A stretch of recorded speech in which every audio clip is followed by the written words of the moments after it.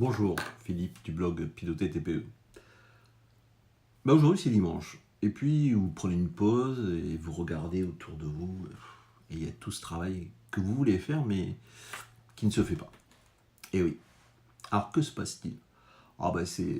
Je suis en train de me distraire, ou alors je résiste au travail, bon, je veux probablement en faire trop. Vous pouvez vous l'avouer, il n'y a personne qui écoute, d'accord? On est juste entre nous.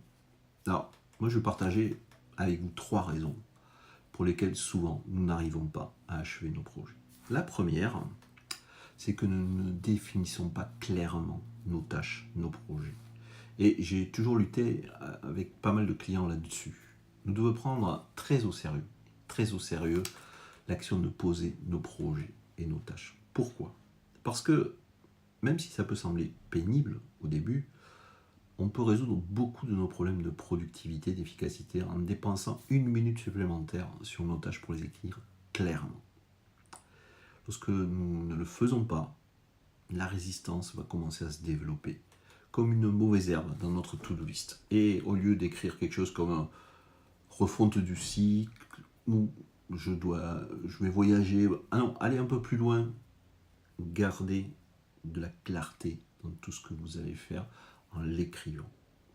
Et lorsque vos items sur votre to-do list vous semblent un peu trop vagues, eh bien, les stratégies inconscientes de résistance se mettent en place. Et le reste, vous connaissez l'histoire. Alors, une petite astuce pour vous aider là-dessus, désossez vos projets, vos tâches, c'est-à-dire décomposez-les en petits bouts, en tout petits bouts, et faites en sorte que ce soit clair, non seulement dans votre tête, mais aussi peut-être dans celle des autres. Définissez des objectifs majeurs pour une nouvelle activité.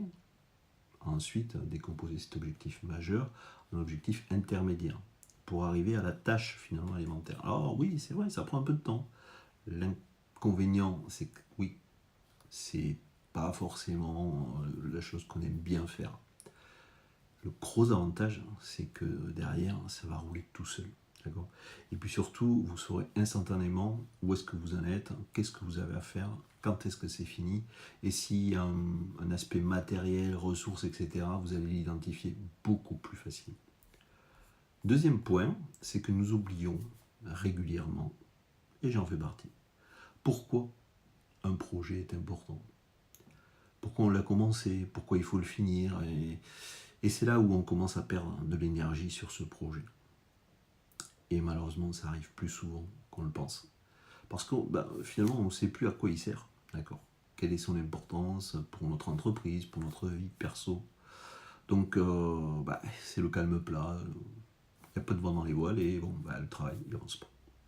Et on a beau se dire, ça bouge pas. Donc, une astuce simple pour vous rappeler pourquoi vous faites ce projet.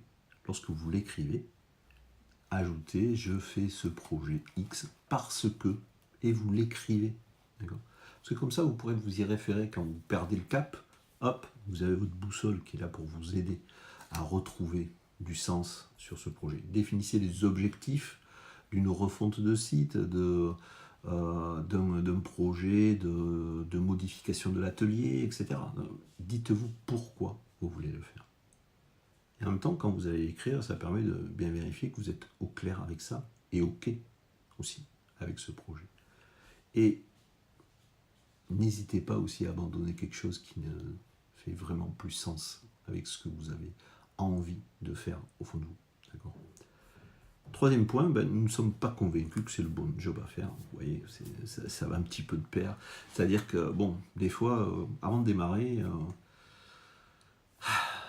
on a ressenti ce paradoxe, mais finalement, je suis prêt à démarrer, mais est-ce que c'est vraiment un projet pour moi?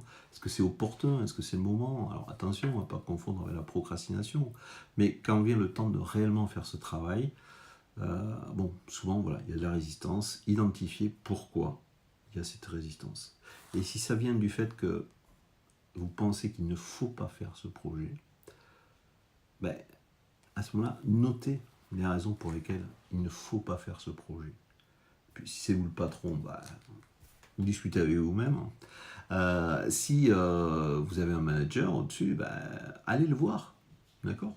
Parce que c'est important de prendre des décisions en tout état de cause. Et bon, ça vous permet aussi de prendre des décisions éclairées et si vous êtes au sein d'une équipe, partagées, d'accord? Et ça, c'est important. Alors, vous pouvez vous appuyer aussi sur des gens qui ont de l'expérience, ça peut être des coachs, des consultants qui peuvent vous aider pour finaliser un petit peu ce dégrossissage et vous faciliter la tâche. En tout cas, n'hésitez pas, parce que s'il y a bien une chose que j'ai apprise au cours de ces 20 dernières années, c'est que nous devons faire des progrès constants, semaine après semaine, sur nos projets. Sinon, le succès a tendance à s'éloigner, d'accord? Et mieux qu'une course, un sprint, qui souvent aboutit au burn-out, faites plutôt du marathon, c'est-à-dire dans la durée, tranquillement. Et tous ceux que je côtoie qui se fixent un rythme de marathon, je suis très content de voir que souvent les progrès sont là et puis la réussite du projet arrive. Et finalement, même si quelquefois il y a un petit tunnel à traverser, ce n'est qu'une étape. Voilà, j'espère que ces conseils vont vous aider à trancher dans le vif, à prendre les mesures qui comptent vraiment sur les projets qui sont importants pour vous. Je vous souhaite une excellente semaine et à bientôt sur le blog.